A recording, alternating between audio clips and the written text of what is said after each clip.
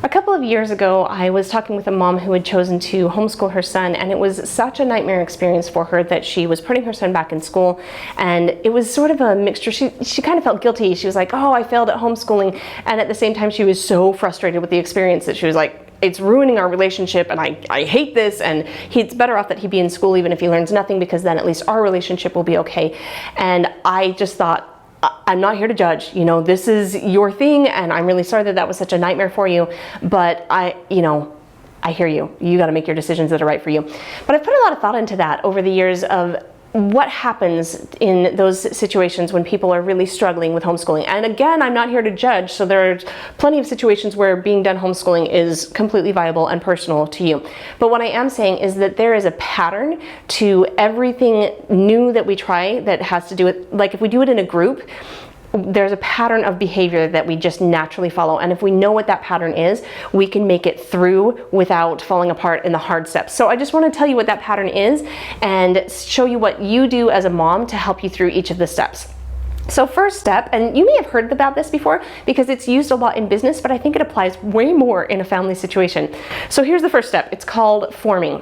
Forming is when you first take a group of people and put them together. So this would be maybe you're in a new co-op, and so you're in this new group you've never been in, or maybe you just decided to homeschool for the first time, and so your family is a group that you've always been a group, but now you're doing a different thing as this group. Or maybe you have a baby, so there's a new person who's joined your group.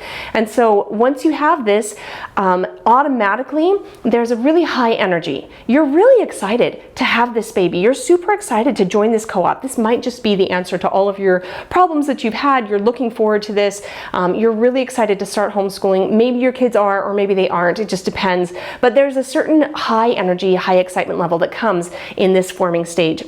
On the other side of that, there's a really low skill level. We don't yet know how to incorporate the baby into the schedule. When are we going to do homeschool? Do we do it during nap time? Do we do it, what if the baby needs to eat or diapers? You just don't have the skills for that. When it comes to the co-op, I'm not sure how we're going to fit all of this in on a Wednesday when we've got to get you to the co-op, and I'm not sure how do we fit the assignments in. It's just, you don't have the skills associated with whatever group that you're joining. So the number one thing that you can do as a mom in this situation or as a leader is to set the expectations. Hey, we're going to have a baby. It's going to be rough. Mom's going to be tired. We're not starting school until mom gets a morning nap.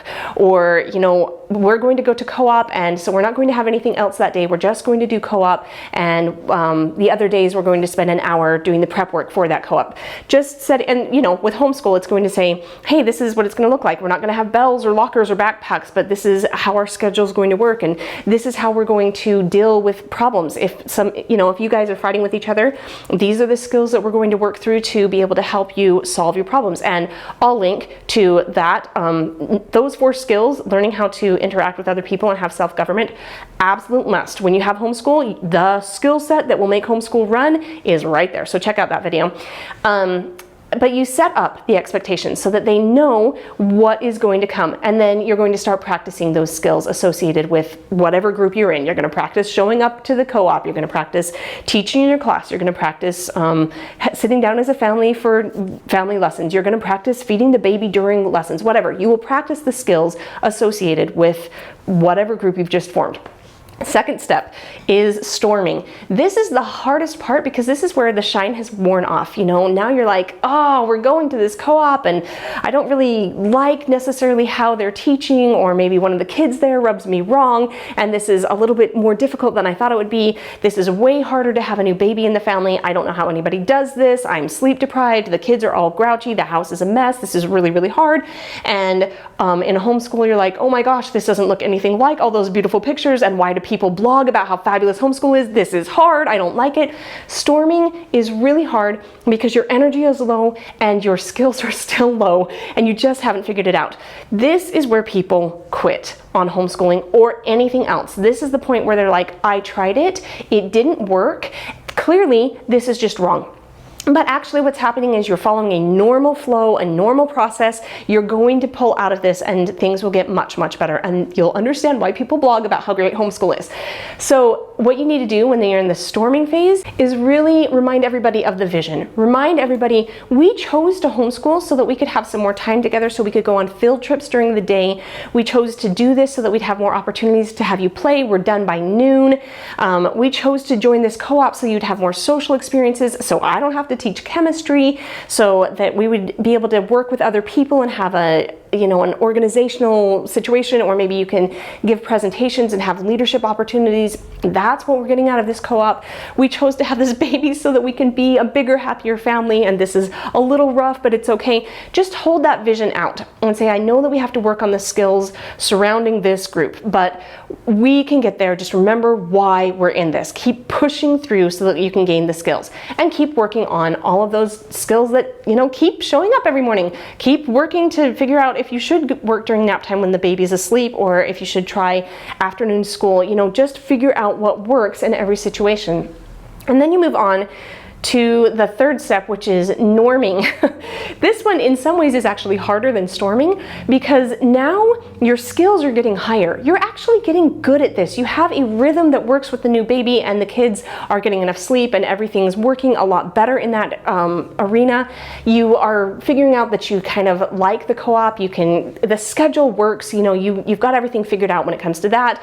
The homeschool, it works. People are getting their schoolwork done. You're getting the house clean. It works. You've picked up the skills, but your energy's really low. You're not enjoying it. It's just like, okay, yay, we're doing it, but I'm tired and it isn't any fun.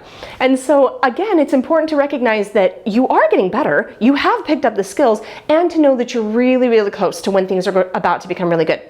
And so the skill that you need to have as a leader in this part of the cycle is that you need to have everybody work together as a group and really work on the relationships, and say how much we love the baby, and how much we love each other, and how much we love learning, and how much we love our relationships with nature that we're forming, our relationships with our neighbors that we're forming, to really focus in on those relationships. And in the co-op situation, you'd be focusing on, I'm getting along with the other moms, I'm getting some support from them, my kids are having friends, we're able to have a much stronger group socially. So that's really important there. And in just a plain homeschool in your house situation, you'd be able to say, our relationships are improving. We've picked up the skills of disagreeing appropriately and accepting instruction and all of those skills. Now we're getting along with each other and our relationships are improving. Let's spend time doing things that are fun together so that we can really enjoy our time together as a homeschool family. Which then naturally leads into the last part of this cycle, which is called performing. And at this point, this is the glorious moment where you feel like it has all been worth it. This is where people start to blog about how awesome homeschool is. And you are having really high skills, and you're also high energy again. This is where you're starting to really enjoy it and say, it's time to go to co-op. I love the people there. This is so much fun. You're learning so much. We made it through all the hard stuff, and this is really enjoyable. Or I am so glad that we have now maybe a little walker in our family, and there's so much fun, and it's just so enjoyable to have this opportunity where the kids get to enjoy seeing the baby and be a part of raising the baby during that time. That is awesome. Or in your homeschool situation, you're able to say, I love having the kids here. This is so fun. I'm so glad that I went through the work to be able to have this opportunity. Making it through that cycle is not guaranteed. I have seen co-ops fall apart during the storming phase. I have seen homeschools fall apart during the storming phase. I have seen a lot of different things just not make it because they get stuck in that really first hard thing, and then they don't push through. They don't use the skills that you need to get through those things.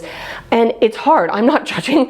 It's hard. And I understand when that fails. And it happens a lot. Like, I've used really big examples that are obvious, but every time you introduce something new into what you're doing, maybe you say, hey, we're going to really focus on game schooling now. We've never tried that before. You're going to go through the same process. You're going to have that high excitement, but we don't really know how to do games. And then you have to go through, how do we actually interact with each other on games, and how often do we do this, and what are we learning from this, and is this worth it, and do we want to keep incorporating this, all the way through till we love game schooling. We love what we learn from playing Some Swamp or whatever you're playing.